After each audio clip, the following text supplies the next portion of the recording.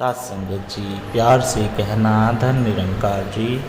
आशा करता हूँ सतगुरु माता जी की कृपा से आप सभी अच्छे होंगे। साथ संगत जी, आप जी के चरणों में बहुत ही सुंदर कहानी विचार जिसका विषय है सच्चाई और मेहनत का इनाम। साथ संगत जी, आशा है प्रमाण करें और ध्यान से सुने। साथ संगत जी, बहुत समय पहले एक गांव में राजू नाम का एक गरीब लकड़हारा रहता था। वह रोज़ सुबह जल्दी उठकर जंगल जाता और लकड़ियाँ काटकर शहर में बेचता। उसकी कमाई बहुत कम थी, लेकिन वह ईमानदारी से काम करता था। एक दिन जब वह जंगल में पेड़ काट रहा था, अचानक उसकी कुल्हाड़ी नदी में गिर गई। वह बहुत दुखी हुआ, क्योंकि कुल्हाड़ी ही उसकी रोजी रोटी का साधन था। वह नदी के किनारे बैठकर रोने लगा। अचानक नदी में से एक सुनहरी मछली निकली और बोली, रामू तुम क्यों रो रहे हो? रामू ने ईमानदारी से बताया कि उसकी कुल्हाड़ी नदी में गिर गई है। मछली ने अपनी जादुई शक्तियाँ से नदी से एक सोने की कुल्हाड़ी निकाली और पूछा, क्या यह तुम्हारी कुल्हाड़ी है? रामू ने उसे देखकर मना कर दिया और कहा, नहीं, मेरी कुल्हाड़ी लोहे की थी। मछली ने फिर से गोता लगाया और इस बार चांदी की कुल्हाड़ी निकाली। रामू ने फिर मना कर दिया। तीसरी बार मछली ने लोहे की कुल्हाड़ी निकाली तो रामू ने खुश होकर कहा, हाँ, यही मेरी कुल्हाड़ी है।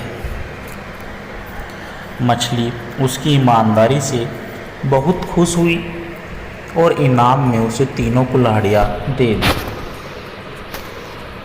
साथ संगत जी, लालची लकड़हारे की सजा। रामू की कहानी गांव में बहुत मशहूर हो गई। यह सुनकर उसके पड़ोसी मोहन को भी लालच आ गया। वह भी कुल्हाड़ी लेकर नदी के पास गया और जानबूझकर उसे पानी में गिरा दिया और फिर वह रोने का नाटक करने लगा। मछली फिर से आई और सोने की कुल्हाड़ी लेकर आई। लालची मोहन ने तुरंत कहा, हाँ, यही मेरी कुल्हाड़ी है। मछली को उसकी बेईमानी समझ आ गई। उसने गुस्से से कहा, तुम झूठे हो, इसलिए तुम्हें कुछ भी नहीं मिलेगा। इतना कहकर मछली ने उसकी अपनी कुल्हाड़ी भी वापस नहीं दी और पानी में गायब हो गई। मोहन खाली हाथ वापस लौट आया। रामू की ईमानदारी और मेहनत रंग लाई। उसने अपनी इनाम में मिली कुल्हाड़ियों से और ज़्यादा लकड़ियाँ काटी, अपनी कमाई बढ़ाई और धीरे धीरे गांव का सबसे अमीर और सम्मानित व्यक्ति बन गया। दूसरी ओर मोहन का लालच उसे गरीब बनाता गया। गांव के लोगों ने इस कहानी से यह सीखा कि ईमानदारी और मेहनत का हमेशा इनाम मिलता है, जबकि झूठ और लालच का परिणाम बुरा होता है।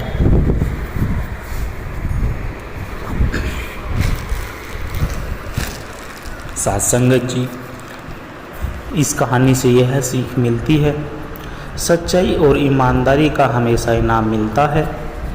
लालच बुरी चीज़ है और हमें हमेशा मेहनत पर भरोसा रखना चाहिए। साथ संगत जी, सत्य ही परम धर्म है। सत्य का मार्ग कठिन हो सकता है, लेकिन यही आत्मा की सच्ची शांति और मुक्ति का मार्ग है। कर्म का फल अवश्य मिलता है। अच्छे कर्म का अच्छा और बुरे कर्म का बुरा परिणाम निश्चित है। इसीलिए हमेशा अच्छे कर्म करें। आत्मा अजर अमर है, शरीर नश्वर है, लेकिन आत्मा अमर होती है। इसलिए भौतिक चीज़ों की बजाय आत्मा के उत्थान पर ध्यान दें। संतोष ही सच्चा धन है। असली सुख धन में नहीं बल्कि संतोष में है। इच्छाओं को सीमित करने से मन को शांति मिलती है। सबसे प्रेम करो, किसी से घृणा मत करो। सच्ची आध्यात्मिकता में सभी जीवों के प्रति प्रेम और दया का भाव होना आवश्यक है। ध्यान और साधना से आत्मशुद्धि होती है। मन को शांत करने और ईश्वर से जुड़ने के लिए ध्यान और प्रार्थना आवश्यक है। अहंकार का त्याग करो। अहंकार आत्मा को नीचे गिराता है। विनम्रता से ही ज्ञान प्राप्त होता है। ईश्वर कण कण में व्याप्त है। परमात्मा हर जगह है। इसलिए प्रत्येक प्राणी में ईश्वर को देखो और सभी का सम्मान करो। त्याग और सेवा से परम आनंद मिलता है। निस्वार्थ सेवा और परोपकार से आत्मा को वास्तविक सुख और शांति मिलती है। जो कुछ भी हो रहा है अच्छे के लिए हो रहा है। हर घटना के पीछे ईश्वर की कोई योजना होती है। इसलिए धैर्य और विश्वास बनाए रखें। सत्संगत जी, संत की आखिरी परीक्षा। बहुत समय पहले की बात है। हिमालय की गोद में बसे एक छोटे से गांव में एक संत आए। वह न तो ज़्यादा बोलते थे न ही कोई चमत्कार दिखाते थे, लेकिन उनकी आँखों में गहरी शांति थी और उनके शब्दों में अद्भुत शक्ति। गांव के लोग उनसे मिलने आते और अपने जीवन की समस्याएं बताते। संत सिर्फ मुस्कुराकर कहते, सब्र रखो, सत्य और प्रेम से चलो। धीरे धीरे लोग उनके भक्त बन गए। इस गांव के पास ही एक राज्य था जहां राजा को इन संत के बारे में पता चला। वह सोचने लगा, अगर ये संत सच्चे ज्ञानी हैं तो मुझे भी कुछ सीखने को मिलेगा। राजा ने संत को राजमहल बुलाने का आदेश दिया, लेकिन संत ने आने से मना कर दिया। इससे राजा का अहंकार आहत हुआ। उसने तय किया कि वह खुद गांव जाकर संत की परीक्षा लेगा। राजा एक भारी थैली में सोने के सिक्के लेकर संत के पास गया और कहा, हे महात्मा, मैं आपका आभार व्यक्त करना चाहता हूँ। कृपया यह स्वर्ण मुद्राएं स्वीकार करें। संत ने मुस्कुराकर जवाब दिया, राजन, अगर मैं सोने का भूखा होता तो मैं संत न होता। असली धन मन की शांति है। राजा उनकी बातें सुनकर प्रभावित हुआ, लेकिन संत की ओर परीक्षा लेने का निश्चय किया। अगले दिन राजा ने अपने एक सैनिक को संत का अपमान करने भेजा। सैनिक संत के पास गया और कहा, तुम तो सिर्फ दिखावे के संत हो। अगर तुम सच में ज्ञानी होते तो किसी महल में होते, जंगल में नहीं। संत शांत रहे और बोले, बेटा, क्रोध तो आग की तरह है, इसे पकड़ने वाला खुद जल जाता है। मैं तुम्हारी बातों से नहीं जल सकता। राजा यह सुनकर और भी प्रभावित हुआ, लेकिन वह संत की अंतिम परीक्षा लेना चाहता था। अब राजा ने आदेश दिया कि संत को जंगल के बाहर एक गड्ढे में डालकर उनके ऊपर मिट्टी डाल दी जाए। यह देखने के लिए उन्हें मृत्यु का भय होता है या नहीं। जब सैनिकों ने ऐसा किया तब भी संत के चेहरे पर कोई डर नहीं था। वह मुस्कुराते हुए बोले, यह शरीर तो नश्वर है, लेकिन आत्मा अमर है। मिट्टी में मिलना ही इस शरीर की अंतिम यात्रा है। यह देखकर राजा का हृदय परिवर्तन हो गया। उसने तुरंत संत को बाहर निकाला और उनके चरणों में गिर पड़ा। राजा ने संत से कहा, हे महात्मा, मैंने आपको परखने की मूर्खता की। कृपया मुझे क्षमा करें और ज्ञान दे। संत बोले, राजन, सच्चा ज्ञान तभी आता है जब हम अहंकार, लालच और भय को त्याग देते हैं। जीवन क्षण भंगुर है, इसलिए हर पल प्रेम और करुणा से जियो। राजा ने संत के उपदेशों को अपने जीवन में उतार लिया और राज्य को न्याय और धर्म के मार्ग पर चलाया। सत्संगत जी, इस कहानी से हमें यह सीख मिलती है कि धन सच्ची खुशी नहीं होता, बल्कि मन की शांति असली धन है। क्रोध को सहन करने वाला व्यक्ति सबसे शक्तिशाली होता है। मृत्यु से डरने के बजाय जीवन को सच्चे अर्थों में जीना चाहिए। अहंकार और लालच छोड़कर प्रेम और करुणा का मार्ग अपनाना चाहिए। सत्संगत जी, संघर्ष से सफलता तक। गांव के एक छोटे से घर में रहने वाला अजय बहुत ही मेहनती और ईमानदार लड़का था। उसका सपना था कि वह पढ़ लिख कर अपने माता पिता को गरीबी से बाहर निकाले, लेकिन परिस्थितियाँ उसके खिलाफ थी। उसके पिता एक मजदूर थे और माँ घरों में काम करके किसी तरह घर चलाती थी। अजय जब भी स्कूल जाता तो उसके पास न अच्छे कपड़े होते न किताबें। स्कूल के कुछ बच्चे उसका मजाक उड़ाते थे, लेकिन वह हमेशा मुस्कुराता और कहता, मेरी गरीबी मेरी ताकत है, मेरी कमजोरी नहीं। एक दिन स्कूल में परीक्षा थी, लेकिन अजय के पास परीक्षा फीस भरने के पैसे नहीं थे। उसने हार मानने के बजाय गांव के एक पुस्तकालय में जाकर बच्चों को ट्यूशन देना शुरू किया और कुछ पैसे इकट्ठा किए। जब उसके दोस्त उसे मेहनत करते देखते तो कहते, इतनी मेहनत क्यों कर रहा है, मज़े कर। अजय बस मुस्कुराकर जवाब देता, मेहनत ही मेरी पूंजी है और मैं इसे कभी नहीं गंवाऊंगा। अजय ने बहुत मेहनत की, लेकिन जब बोर्ड की परीक्षा के नतीजे आए तो वह कुछ अंकों से फेल हो गया। उसने रोते हुए अपनी माँ से कहा, मैं हार गया माँ, अब कुछ नहीं कर सकता।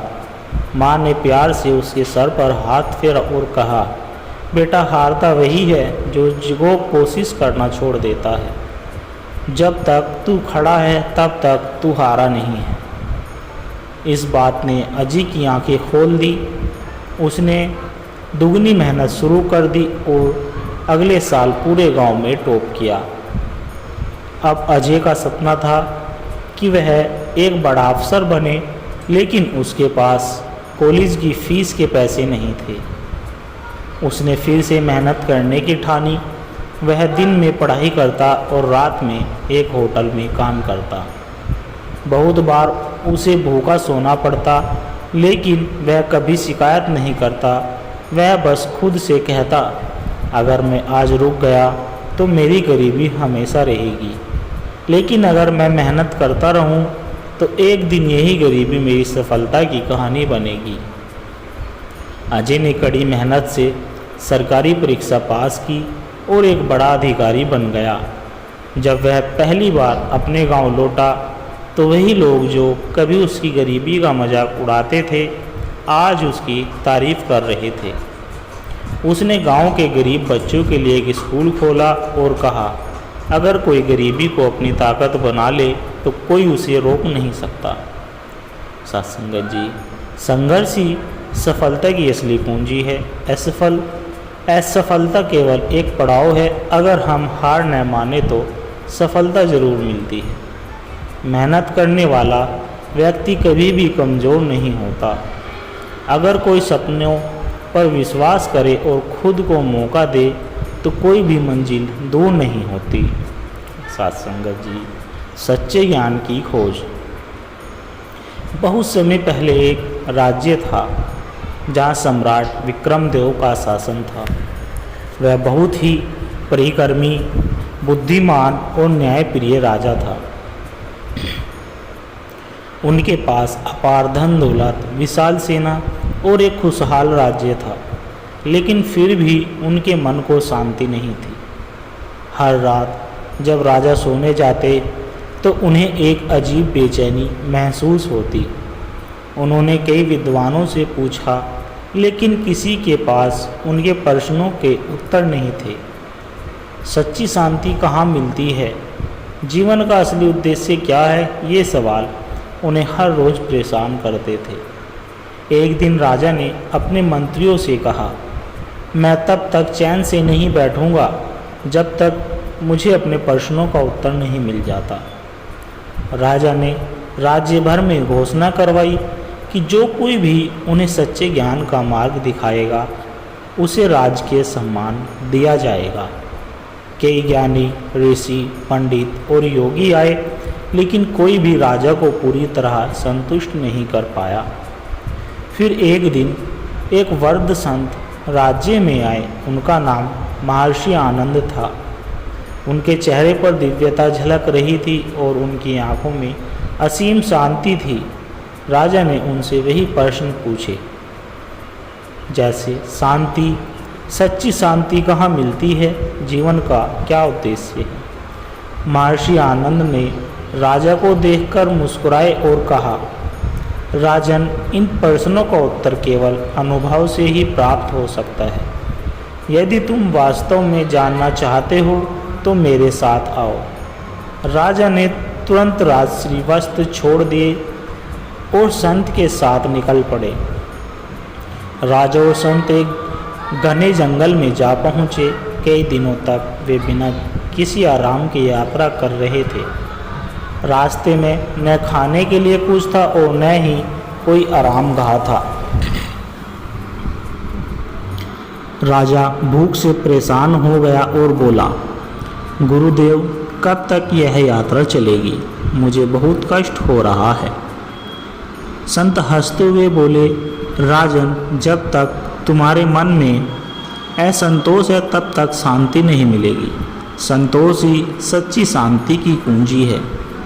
राजा ने पहली बार समझा कि उनकी बेचैनी का कारण बाहरी चीजें नहीं बल्कि उनका खुद का मन था। यात्रा के दौरान वे एक गरीब किसान के घर जा पहुंचे। किसान ने प्रेम पूर्वक संत और राजा को भोजन दिया। राजा ने पूछा, तुम्हारे पास इतना कम है, फिर भी तुम खुश कैसे रहते हो? किसान ने उत्तर दिया, महाराज, जो कुछ भी है वह ईश्वर की देन है। मैं जो कुछ करता हूँ उसमें अपना अहंकार नहीं रखता, मैं बस अपने कर्म करता हूँ। संत ने राजा की ओर देखा और बोले, राजन, जब तक तुम अपने पद और शक्ति को अपनी पहचान मानते रहोगे तब तक तुम्हें सच्ची शांति नहीं मिलेगी। अहंकार को त्याग दो, तभी तुम्हें ज्ञान मिलेगा। राजा अब समझ रहे थे कि सच्ची शांति बाहरी वैभव से नहीं बल्कि आंतरिक संतोष और अहंकार के त्याग से मिलती है। अंत में संत राजा को एक झील के किनारे ले गए और कहा, राजन, इस झील में झांक कर देखो। राजा ने झील में झांका, लेकिन पानी में उनका प्रतिबिंब अस्थिर था। संत बोले, तुम्हारा मन भी इसी झील की तरह अशांत है। जब तक मन अशांत रहेगा तब तक तुम्हें सच्चा ज्ञान नहीं मिलेगा। अब शांत बैठो और ध्यान करो। राजा ने पहली बार गहरी शांति का अनुभव किया। कुछ समय ध्यान करने के बाद उन्हें एक नई ऊर्जा का अनुभव हुआ। अब उन्हें एहसास हो गया कि शांति और ज्ञान उनके भीतर ही थे, बाहर नहीं। राजा वापस अपने राज्य में लौटे, लेकिन अब वह बदल चुके थे। उन्होंने अपने राजसी इच्छाओं को कम किया, प्रजा के हित में कार्य करने लगे और अपने भीतर की शांति को बनाए रखा। उन्होंने संत को प्रणाम किया और कहा, हे गुरुदेव, मैंने जान लिया कि सच्ची शांति बाहरी चीज़ों में नहीं बल्कि हमारे स्वयं के मन में स्थिरता है। साथ संगत जी, सच्ची शांति बाहरी चीज़ों में नहीं बल्कि मन की स्थिरता में होती है। अहंकार और संतोष ये शांति का कारण है। ध्यान और आत्मनिरीक्षण से ही सच्चा ज्ञान प्राप्त होता है। कर्म करते रहो, लेकिन फल की चिंता मत करो। साथ संगत जी, दास के द्वारा कहे गए कहानी विचार यदि आप जी को अच्छे लगे हो तो लाइक, कमेंट, शेयर और दास के चैनल को सब्सक्राइब जरूर कर दीजिए और दास को आशीर्वाद दे कि हर रोज़ आप जी के चरणों में ऐसी ही प्रेरणादायक कहानी विचार, आध्यात्मिक कहानी विचार लेकर आता रहूं।